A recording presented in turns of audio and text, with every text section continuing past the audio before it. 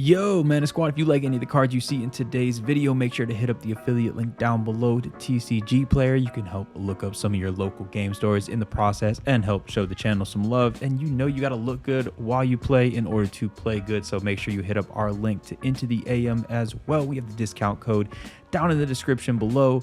Look, you got to listen to Kenneth the Heathen. And he always says something about dripping in space and screaming. We don't know what it means, but do what the man says. And last but not least, hit up Heavy Play. Heavy Play is going to have some of the nicest playmats and deck boxes out there. Their magnet system between their deck box and dice trays and playmat is amazing, especially if you're playing at like bars, restaurants, stuff like that. You got to get up and move. There is no better way to keep all your stuff together, and you can show the channel some love in the process. Stay petty.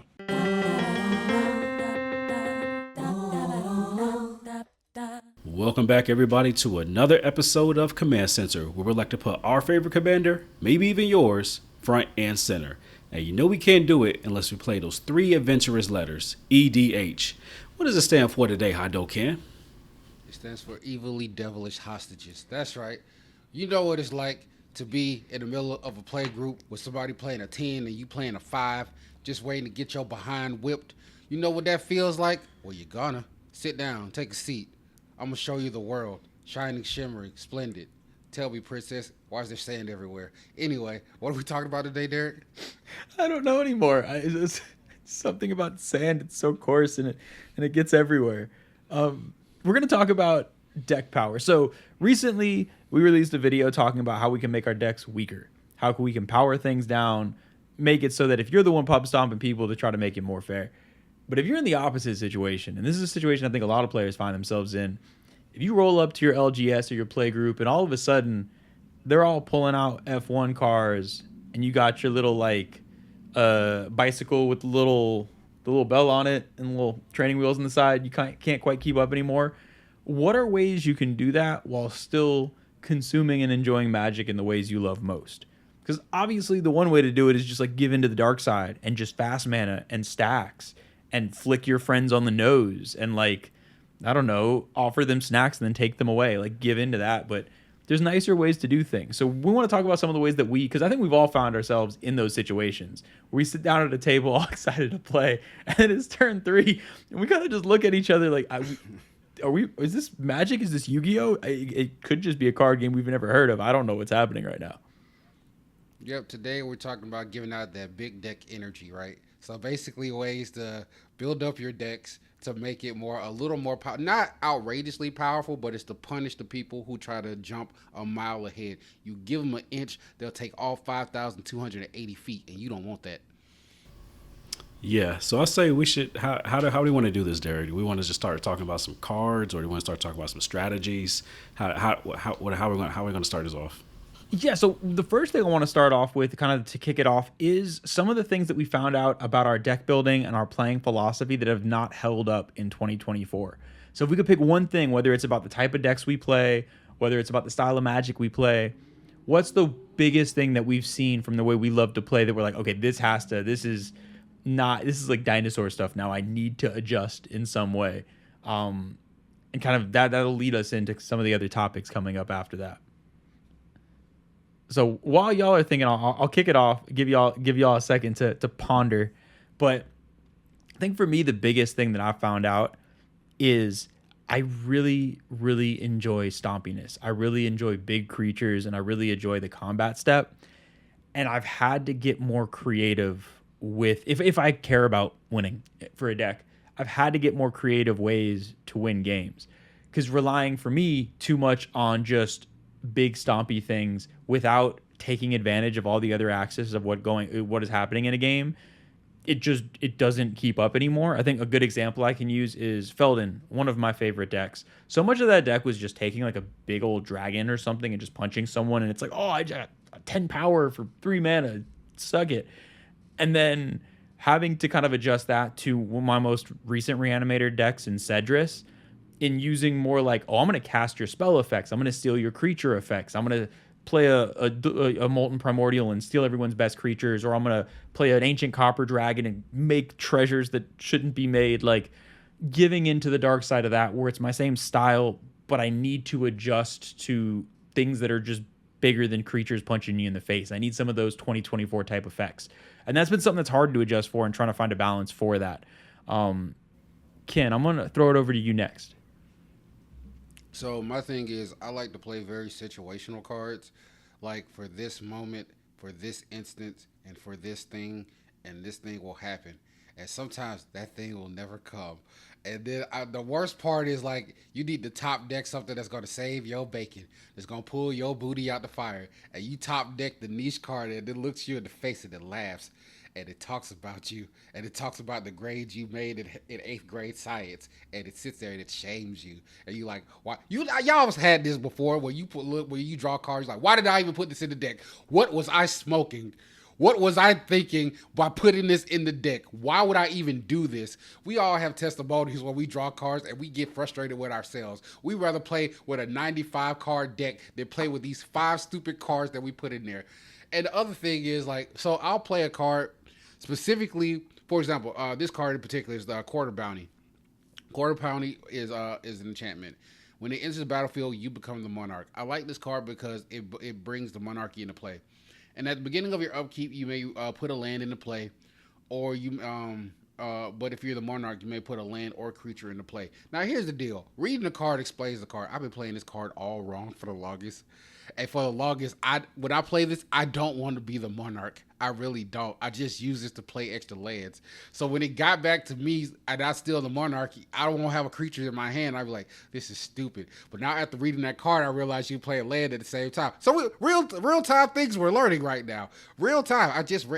That's what that card does. So yeah, stuff like that. No, I think that's a big, before we throw it over to Seth, I think that is a big issue that I've had too, as far as with speeding up of the format, is the weird cards have less room. So like if you have like a weird combat, again, relating to what I was saying before with combat damage and big creatures, if you have like the weirdest combat damage trigger ever, you think of something like Rexiel.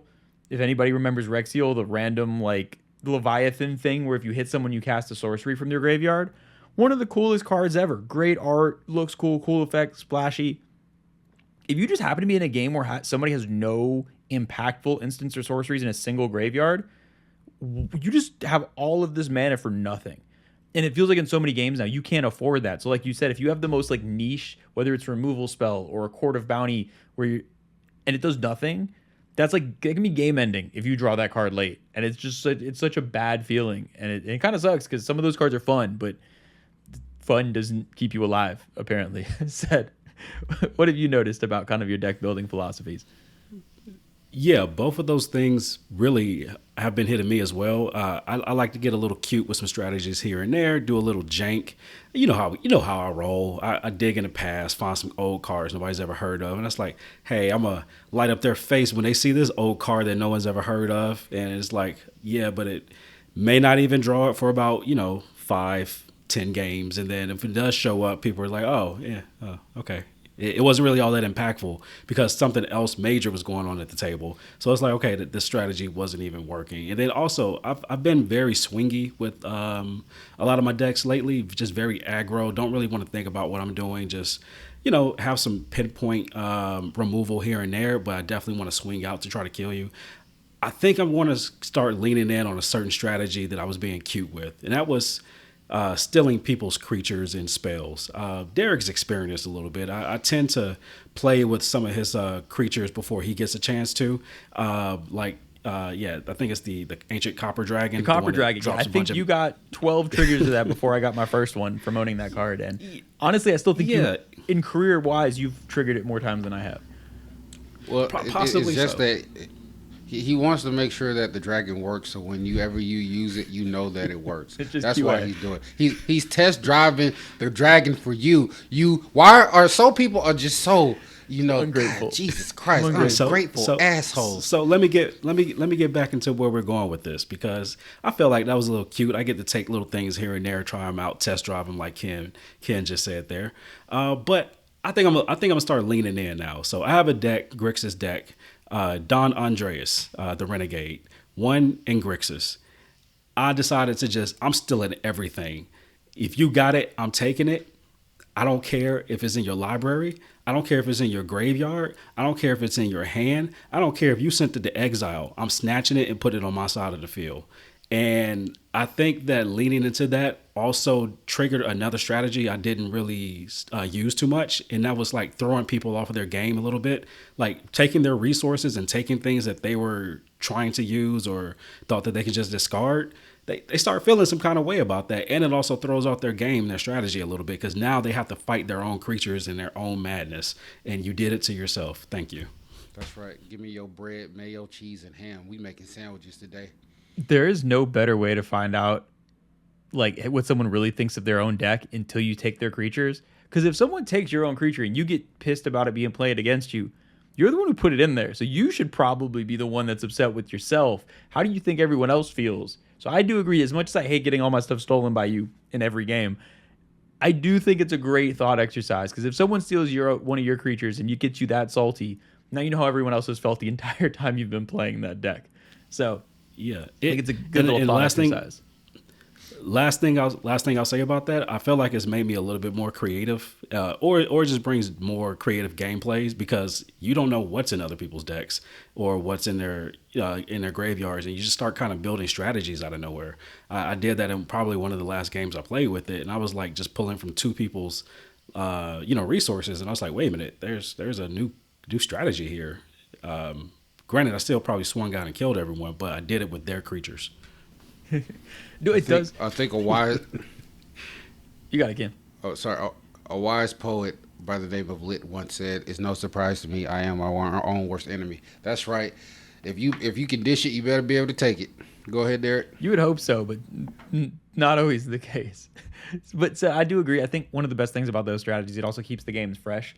So it's a good way to match power levels. It kind of takes care of it in both directions, whether you're trying to keep up with people going too fast or if you're trying to power down. If you're taking other people's stuff, you can only do stuff as powerful as what they're doing. So that I think that's just like a good overall solution in general. If you're looking for a powerful bomb card, do something to cast your opponent's spells.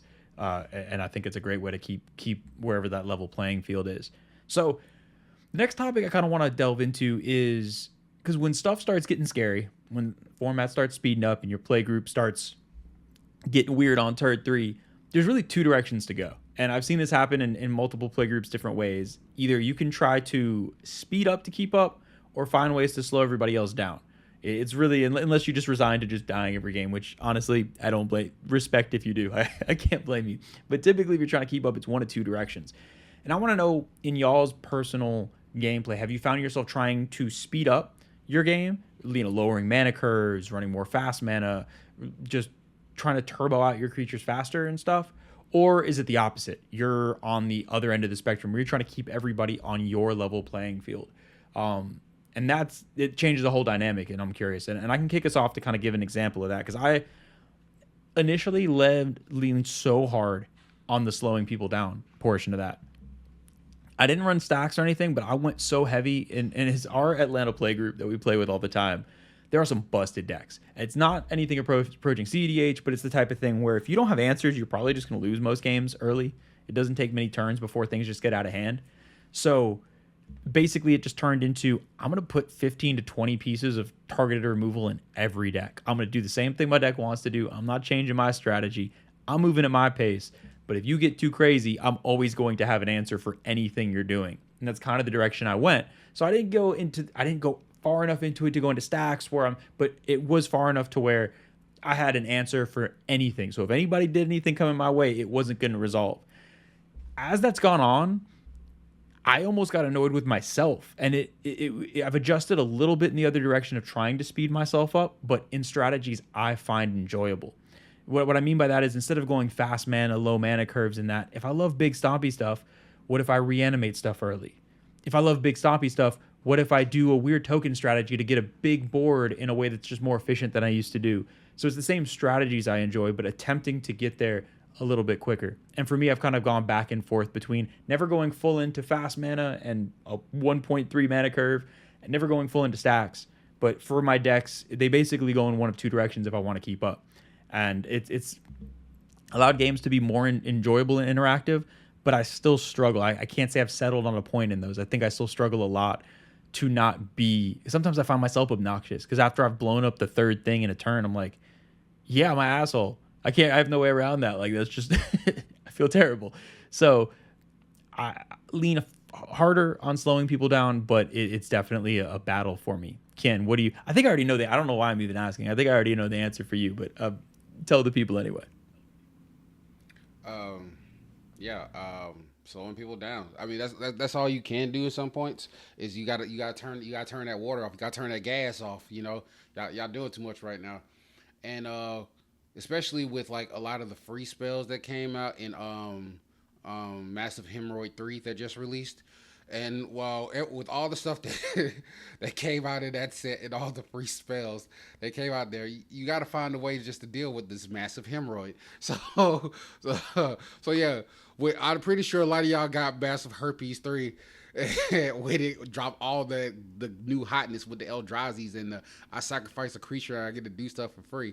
So all I do is just prepare for stuff like that because we know at this point, fast mana is not a bug, it's a feature. And it ain't going nowhere. As a matter of fact, it's going to get a little more decrepit. As a matter of fact, they're going to say if you like the new colorless land that says if you have a 7-drop, congratulations, you tap for 2. Oh, you telling me Soul Ring with extra steps? Thank you very much. So let's see. So for stuff like that, I keep stuff in the toolbox. And for example, Lavinia Azorius Renegade. I call him Lars because his mama called him Lars. So Lavinia came from Ravnica. And it says each opponent can't cast non-creature spells with converted mana costs greater than the number of lands that player controls. So all those mana rocks mean nothing now. And this is for the people who like to play free stuff, whenever an opponent casts a spell, if no mana was spent to cast it, counter that spell. So right now, I'm switching the game plan up now. I'm going to lean into it. So yeah, drop your mana rocks. Yeah, use your fast mana. Yeah, go ahead and get all that so you can get your turn 7 commander out on turn 2. Because I got something waiting for you. It's a mechanic called Flash, and I'm going to do it to you. Ken just loves telling people no. It's funny because we were at the cookout a few weeks ago, and it was generally higher power games being played. So we all kind of like had a talk beforehand that we're going to like power up decks a little bit. We're going to try to tweak some things so we can try to keep up and not embarrass ourselves too bad.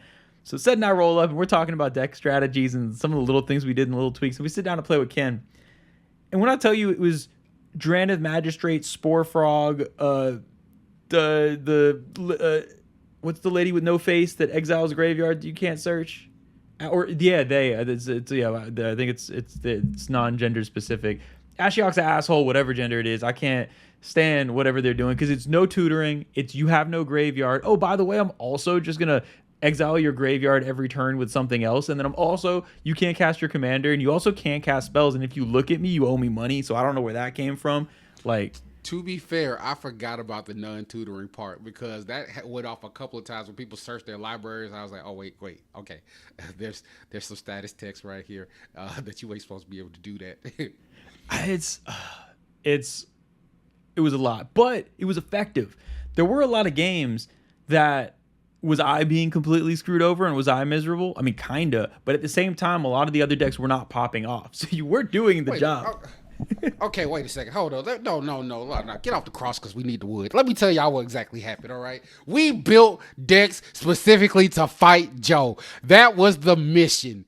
That was the entire game plan. I went into the crypt. I went into the Ark of the Covenant, and I made a deal with 2 gods and 1 demon for some stuff that I never normally do just to fight Joe. And I went in, and I had to sit down with a priest after I did this deck, and my mama told me not to come to the family reunion after I built this deck. And I was like, okay.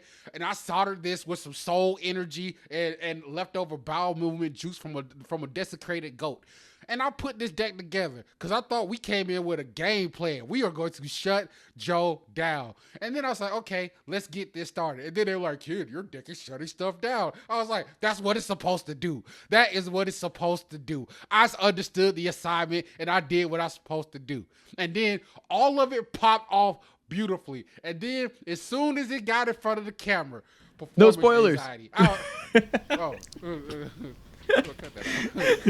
think it's the perfect amount of anticipation. That's going to make more people watch. It's the perfect way to bring people back. Honestly, I didn't stop paying attention, but I lost all train of thought at the goat bowel juices. That's where I kind of lost what was happening. I could not stop thinking about what is a goat bowel juice. Why is this something that exists? Why is there a specific term for that? And were you drinking it? I missed what part of the ritual that was. Well, it's part of the summoning ritual for when you make the brood witch. It's like the most evil sandwich in the world, although it comes with mayonnaise, but it's ridiculous. Oh wait, that's a real thing, by the way. Wait, there's an evil sandwich with mayonnaise? Yeah, it's called the brood witch. The brood witch. Yeah. You never heard of the brood witch? I've never heard of a brood witch. I just feel like it can't be that evil if it has mayo. Mayo feels like the least, like mayo seems so boring. Like if it's something evil, it's gonna have like, it's a what? Aqua Team Hunger Force. Because we are the Aqua Team. Zuma. Yeah, make the homies say ho and the girlies want to scream. Because we are the I know. I don't remember that episode. Something about Meatwad making money and getting honey. So let's move on because I completely lost track of where we were. Said, just in case you have any remembrance of where we were, I want to throw it to you now, talking about whether you try to speed things up or slow things down to kind of stay on pace with everybody else, because you kind of have one of those two directions to pick. Yeah. So for myself, I'm kind of doing a little bit of both. It depends on what deck I'm playing, but I find myself actually. This is gonna sound icky. I'm playing lands that dual lands. Yeah. Whoa. Like shock lands and stuff that makes you go find other lands and lands that come in untapped. And this is normally one of those things that when they Seth tap says this, they it tap means for he's two been different kidnapped. colors. Wait, hold a second. Okay, I need everybody to consult their priest and look outside, because I think the coming of the second apocalypse is on its way. All right, I need you to pray to whatever you believe in, because this is what they foretold in the Bible. It was supposed to be a swarm of locusts, people twerking, and say play a dual lands. Okay, this is the third calling. Look, is okay. So I had to make a sacrifice. Well, I had to come to terms with some things. And I say that this was the year of Grixis for the past 2 or 3 years now, because I've been complaining that Magic hasn't been showing Grixis a lot of love. Now they actually have, and I'm actually excited to play these decks. And I got too many Grixis decks, and I can't be, it's only so many lands I can split between decks and make things effective and efficient. So, I got to kind of pick my battles as far as which ones are going to have more basic lands, which ones are going to be more souped up to actually, give a fight, because I'm playing three colors here, so I gotta protect my neck. You know what I mean? I know what you mean. Like I had to have a come to Jesus moment too, because I was like, okay, because at one point I thought lemon pepper wings were disgusting, and then after trying them, I know for a fact they're disgusting. I saw them. So it's I had to come to the altar and just come with facts and knowledge to know that you guys have horrible taste buds, and you're better off licking the back of a toilet seat than eating lemon pepper wings. That's right. You probably Throw like the some shots. weird stuff like garlic parm. You look like a garlic parm guy. Yeah, you look like you sit down and break bread with EDH players. Yeah, get bit. What's next? All right. So the next topic is give me your top 3 wing flavors, and you're going to be judged for eternity for this. Go. You have 3 seconds. Go. Number 3. Hot.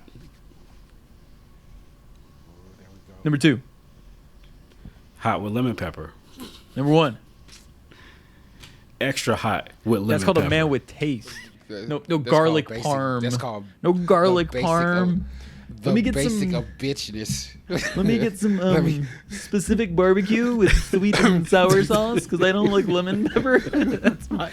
I have an experimental taste bud. I'm a diner of the world. You see, if the sauce didn't come with eyeballs before it, I don't want it. Give me that new. Kenny that swings his exclusive. pinky up. Yeah. Kenny swings wings with his pinky fingers up.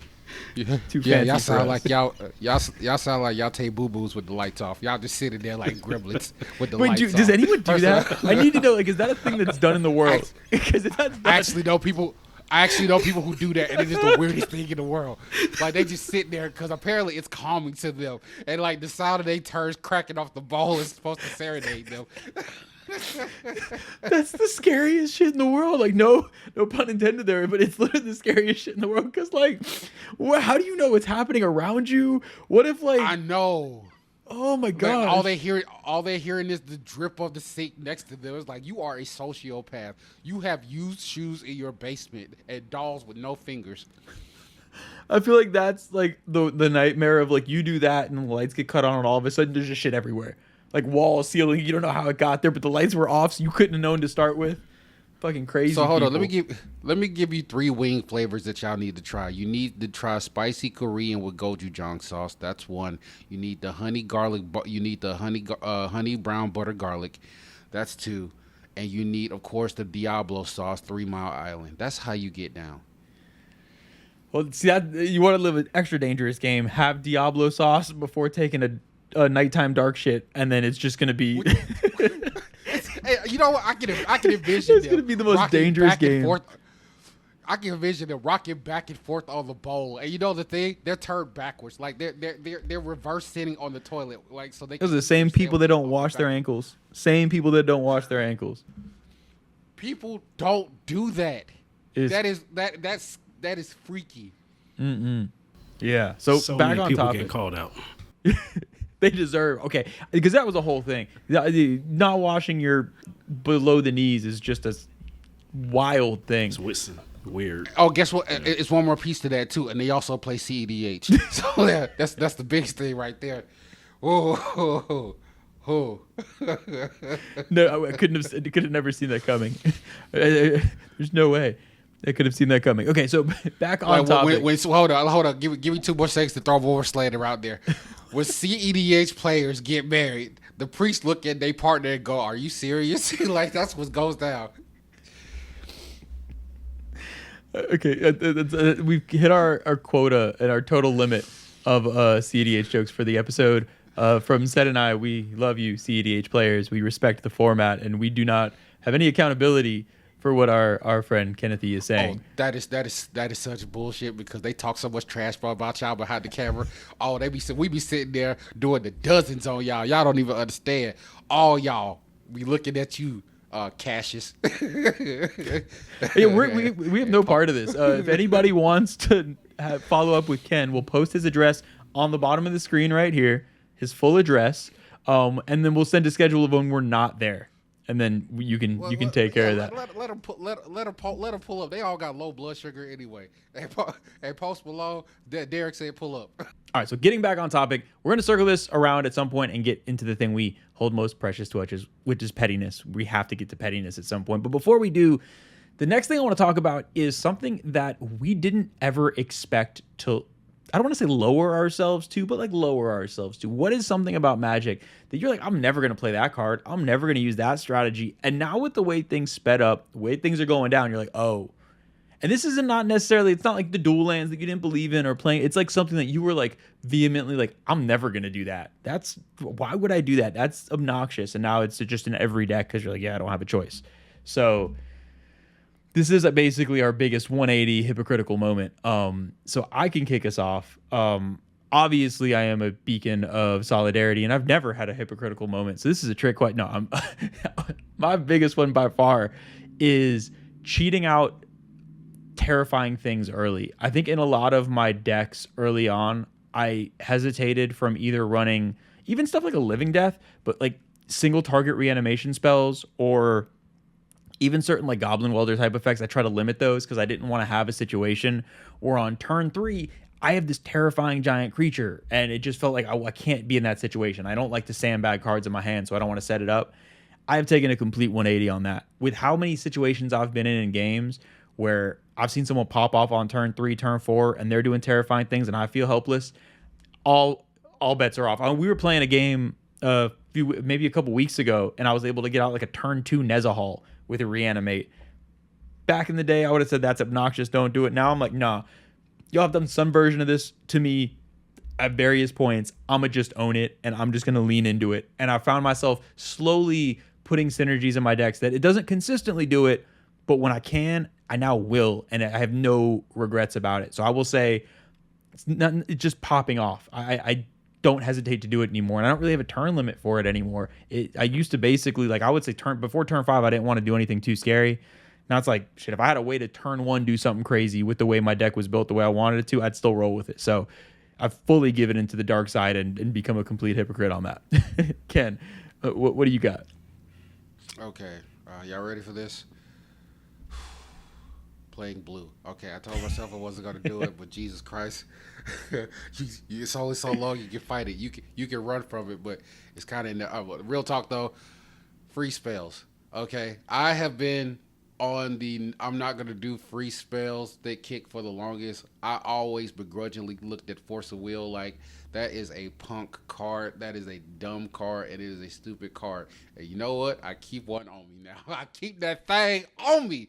I'm sorry. If you see me in the streets, remember, you don't know me. I don't care. I will force my will if I got to. Because there's been so many times where I'll be like, don't do it, kid. Don't do it, kid. And then all of a sudden, after a couple of games, that demon popped up. Release me. Yeah, that's right. It's Independence Day. Release me. And sometimes you got to let that dragon fly, baby. I remember the turning point in this because I think I remember one of the first times I ever saw you cast a Force of Will, and I was super confused. Because I for the longest, like, I don't remember you casting it. And then you cast it once, and I feel like I've seen it so many times since then. It's basically popped up like once every other game since then. Yeah, it's as horrifying as watching a CEDH player go a turn 1. And we're going to move to Sed. Sed, what's your 180 bin? Yeah, I actually declared I was going to do this at the end of the year, before the year got started. It was actually play those free counter spells. So I got a Fierce Guardianship, Force of Will type spell. Kind of just sitting in a couple of decks just waiting to be used. I've gotten to use Fierce Guardianship once or twice. Felt good.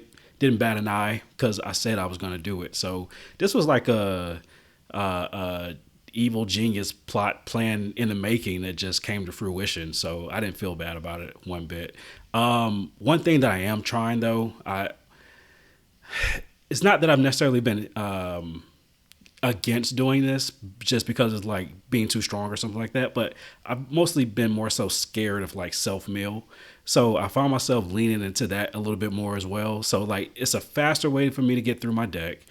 I'm actually using like dredge. I've never dredged before, so I'm actually like reading what dredge does every time I play it. I dredged so many times last weekend, it was crazy. I was like, I've been missing out on self-mill for so long because you're putting resources in the graveyard and you're getting to those bigger, scarier things faster to reanimate. You know they say if you dredge too much, you'll go blind. Great advice. That's going to be the title of this episode, by the way. You dredge too much and you go blind. It's a well-known fact that is not propaganda against dredge decks at all. So one thing I will say is I think an overall theme that I noticed for all three of us that I kind of agree with as well is just less, not shame, but like less restraint. It feels like the more, especially because I will say this about us, like even our more broken stuff we do, honestly, compared to most players that we're going to see, we're way more fair, quote unquote, in the sense of like, we're not running fast mana for the most part. I don't think any of our decks really run fast mana outside of Soul Rings. Like, if we are running free spells, we don't run them in like the density of every single one of them. We still have a lot of restraint, even in our most powerful decks. And because of the restraint that we show when we build decks, I feel almost no shame now popping off or doing mean things within the course of a game.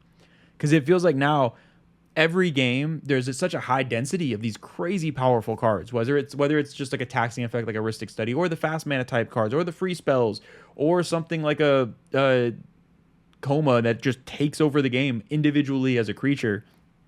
There's such a high density of those now. If you're going to play with any sort of restraint in your deck building, you have to be cutthroat in the way you play. If you're playing out in the wild and playing in a play group that's doing that. Because the second, and y'all have heard me say this so many times, where we're playing with some of our friends, and I choose not to attack them or alpha strike or this or that because I give in to their like, oh, don't do it to me, oh no. and then they kill me the next turn. They pop off the next turn. And there's so many times where I'm like, I'm not going to do that anymore. I'm not going to have restraint anymore. When I can take someone out, I'm doing it. And years of doing that and regretting all of my decisions have finally kind of just like become the thing of like, no, like if I can take somebody out, it's just happening. Because it feels like back in the day, you could like mercy leave someone in a game and cool, they stay there. They might be able to help you out later. Now there is no later sometimes. Now it's just like, well, you just left somebody there who's about to pop off and kill you next turn. So why did you do that? And it's not all negative because it feels like a lot of how we're addressing it might feel negative. There is something freeing in that. There's definitely something, whether it's, can you unleashing your force of will for the first time, or said you talking about giving into some more broken mechanics like Dredge that you might have strayed away from in the past. Like there's something freeing in knowing like almost like everyone we run across is probably going to play with less restraint than we are. So anything that we come up with, we can do it in a way that is just like unleashing whatever synergies we want to do. Yeah, you have no idea. Just real quick, you have no idea how many games I've heard where we kill someone or I kill someone or someone's taken out, and then the first thing they say is, "Oh, I was about to win next turn if I didn't die." I was like, "How? What?" Because I didn't see it, but sure, you announced death. I see death around the corner. A great man of the Tuish Pakish Shakur bloodline told us that. But G.I. Joe's even told us that knowing is half the battle. The other half is violence. I don't know if that part made it to the cartoon, but we'll see it later. But yeah, sometimes you gotta layeth the smacketh downeth upon people. You just never know when you have to. You hit them, they hit the floor, the ambulance hit 60, and that's how you have to operate. So I think that actually perfectly leads us into kind of the closing topic and the thing I'm kind of most excited to talk about in the episode. How do you feel like in these situations where we are playing, whether it's play groups or LGSs that are at a higher power level than we're either comfortable with or used to, how do you feel like that affects playing petty? Because so much of what we talked about, we've done a few different, whether it was if you haven't seen it, we'll throw it somewhere, the EDH rec episode that Sed just did, talking about petty, or one of our episodes focused on petty. One of the focuses on that is almost like the trivial part of petty, using cards that are, when we're talking about the weirdly specific cards, or we're talking about cards that may be suboptimal in ways that really get under someone's skin. How can we still embrace everything we love about being petty and the fun part of petty, while also adjusting to this type of kind of new meta that's growing in a lot of LGSs and in a lot of play groups? So, you got it. It's an automatic response. So basically, it's the whole concept of chaos theory. When an element enters an environment, it either adapts or is destroyed. So the natural inclination for anything that's enters a hostile environment is to figure out how to survive. That's what's being bred in the meta now, in which people are going to perpetually have to increase, and there's going to be a cause and effect chain that is triggered by this. So you come in, you get stumped, that feeling of regret overwhelms you, and now that demon on your shoulder is like, we need to improve. You have to get stronger. That's just the cause of evolving. So then you're gonna, of course, suit up. You're gonna, get your Mach 5 suit, build it in the cave, and become Iron Man. Okay, cool. Thor's waiting around the corner with that hammer to smack you back down to earth. So it's gonna feed it. Now, eventually, what happens is that you hit this apex, in which now it's just mutually assured destruction on its own, where it's like everybody's arch enemy and everybody's a threat at all time. So it's a hard line to navigate to keep it peaceful without the nuclear deterrent on every side being, okay, we're just gonna see who gets there. And I think eventually that's what it turns into. Eventually, a high powered decks, they just become arm races. Fallout Boy said it best: "This ain't no scene; it's a goddamn arm race." In lines with, I'll just say in lines with that, it's basically the petty is still there, and granted, we all got an arsenal now. Now I just get to direct that arsenal towards a person. So you're still playing the game, and you're still playing it probably, if not more effective, with these more, as we would call them, higher power cards, or maybe higher effective cards, you may say. I just feel like we're keeping up with the arms race, and we're keeping up with the game. We're not dying early. We're staying in the game longer to possibly have it swing in our way. And with the games going a little bit longer, everyone kind of gets a chance to be king on a hill. And it's about who can take them down, and usually it ends up being an arch enemy kind of thing or a 2 versus 1 kind of thing. But everyone, I think most games I've been playing out, everyone gets a turn of that if everything goes right and no one's like mana screwed or something like that. But yeah, that's generally what I've been seeing in most of my games. Well, you make But a really eventually somebody. Oh, you got it. But eventually somebody's gonna become the Green Ranger. They gonna pop up in that Zord to take everybody out. That's what happens. There was a clip I saw of the Power Rangers movie with Ivan Ooze where they're being cornered by the ooze stuff, and they all do this like really dramatic flip to go into frame, and it makes no sense the way they're flipping into frame. Like they clearly didn't get punched. I don't know why. It looks like it reminds me. Have y'all ever seen the music video for Yo, with Chris Brown? Where it's like he's like walking down the street trying to talk to people, and he's dancing in such a ridiculous way that it's just so obvious no one would walk like that, to the point where like if someone walks by you, they're gonna get hit with the elbow or something. Like, you're doing way too much, dude. Chill. That's what it felt like in that scene. That's a weird aside because you're talking about Power Rangers, but yeah, don't dance battle while you play Magic. It's a good piece of advice. You'll hit somebody with an elbow. But by the way, the putties were just crackheads. By the way, can we all just agree that the putties were just crackheads? Could be a crackhead. At all time, They got him the wrong stuff. Told him to get up in a tree and play a leprechaun. Yeah, that was meth before we knew what meth was. And then the Green Ranger playing a flute through a helmet, but we just let that slide. We didn't say nothing about that. And nobody realized that the Power Rangers were color coordinated to their Ranger suits. It was like, hey, where are these 5 kids disappear every time shit goes down? Oh, I guess they went to go get ice cream, or they went to, to popcorn movies to go touch butts. I don't know. I don't know what movies. We're gonna skip past the butt touching movies, and we'll get over to. But my thought from what had said was, it's the thing that I find interesting, because you had mentioned basically saying that with the power levels now, with decks being a little bit stronger, I do notice this as well. It feels like more decks get to do their thing in a given game. So even though games might not go for 15 turns, all the decks individually, if one gets stopped, another person's ready to pop off. And then once they're stopped, it does feel like it's almost like a cycle. Like if someone's held down, immediately someone's going to take that place as an arch enemy. Very rarely. I can't think of the last time I played in a commander game where like 4 people had no gas left and were just staring at each other. Like, it just does not feel like that happens. The second one person's taken down, the other pops up. But in relation to pettiness, I think the thing that I've found is trying to find a new sweet spot, because for me, that the line between pettiness and saltiness, especially like if we're playing with each other, it's easy, because look, I could be playing like literally, I could be playing like Catan against y'all and find easy ways to be petty, and that like it's just natural within the environment. It just feels like it just shoots out from the floor. But like playing against random people, it's a more dangerous game.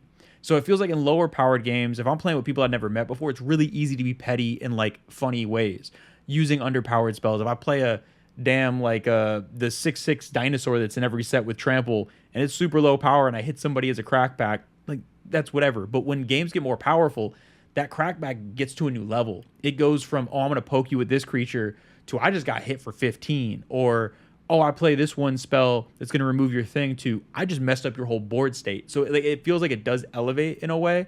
And especially in the emotions of the game. Sorry, I didn't mean to. Oh, I didn't mean to cut you off. I'll say I actually had an example of this pretty recently. So just to be real quick, there was a player at the table who was actually playing an Eldrazi deck. Somehow was doing pretty good with just like 1 or 2 lands on the field for like the majority of the game. And I decided to be actually kind of charitable. Like I had a Sheldred out, and also had another card. Oh, she had a It That Betrays out there. So it's nasty stuff going on the board. And it was like a 3-way stalemate, but she was still holding on with like still like 1 land. And I was like, you know what? I'm gonna be charitable. I'm gonna sacrifice this Steve. Let it go to the graveyard. You get it. So that way you can go search up a land. It comes back to my graveyard. I'll just dig it back out with my Sheldred. So we kind of did that a couple times, just like passing Steve back and forth. And I was like, all right, that's enough. Now I kill you. so it was like, I was taking things from her and from everyone with the Sheldred, but I was also giving something back with the lands. So it's a little give and take. If you can find ways to do that, maybe that could spice up the games a little bit. That is true. That is true. Sorry, yeah. I think we're ignoring the massive way to get around all this. You grip that table and you flip it. That's all you got to do. Look, I don't care what kind of spells they play. I don't care how much they spit on their deck. That is irrelevant when you throw a nice laminate hardwood table into their cranium and then you depart. Maybe throw some feces to cover your tracks. I don't know. Do not throw feces on the table until after turn 6. Everybody knows this rule. It's a strict 6-turn clock before feces hit the table. If you go against that, it's against the spirit of commander. Unless there's ranch dressing on the table, you do That whatever is you just do need to do to get up out of there. It was feces from the start, apparently, according to Ken. Lemon pepper and ranch, the worst nightmare of anyone. So, what I wanted to then say, I guess I agree with what you're saying, both of you guys, in the sense of it's more of just like adjusting. It's a small adjustment as opposed to just a complete reworking of the petty and trying to find kind of where that all fits within the gameplay and keeping everything kind of level. One thing I will say is with the increased power level, I do think that there will be decision-making differences. I think one of the big differences is the smallest decision point now can change the course of a game. So, for example, in a slower game, if you're being petty and you do a suboptimal thing to screw one player over, it didn't really affect the game that much. It's kind of funny because it's like, oh, it just happened. Whereas some of those plays in today's Magic or today's Commander could change who wins the game. And trying to find, you don't want to king make in the process of doing it. And that's where I think those like subtle things are. And because the games do move relatively fast and everybody's popping off, it's harder to find those spots. The biggest piece of advice I think I'll give, and I think it's one of the harder things to do if you're with random people, again, leading into the more complex, we did the whole episode on that already, but trying to find early game conversation points and a way to open up that kind of social thing before stuff gets too complicated. Because it felt like I used to be able to ease your way into games, but whether for power or complexity, you could wait till turn 6 or 7 before the conversation really got going. I don't really feel that way anymore. If you wait too long to kind of get that social fun dynamic going, there's so many things happening at the table, no one's going to want to talk to you. It just turns into like tracking this trigger. I'm so caught up in this, and this. So one thing I will say is if you do want to embrace that petty, we always talk about embrace the more social dynamic, I would say try to get it started at an early stage because games get so complicated so fast. And just like we were talking about before, if you haven't talked to somebody at all in a game and you do something petty, that goes from funny to you're an asshole real quick. Like I've experienced that so many times myself of like in my head, this is perfect. They deserve this. And I get this look of like, why do you kick puppies? Like, why would you do that? And I have to like reevaluate for a second of like, oh, I shouldn't have done that. So that's kind of one thing I'll say. I agree with y'all. I think there's always a space for it, but trying to find a new way to fit it in might be necessary just because of how crazy stuff gets so fast. I don't even do the social mechanic anymore. I sit at a table and tell everybody that they can go fornicate themselves with a stick and let's shuffle up and play. I mean, that's also a strategy. You know what? Just sit at a table, wear like poker glasses, hat forward, glasses on. Don't say a word the entire time. All right? Nothing. Well, and then just break out into song on turn 5. Full on break out into song. That's going to change the dynamic for sure.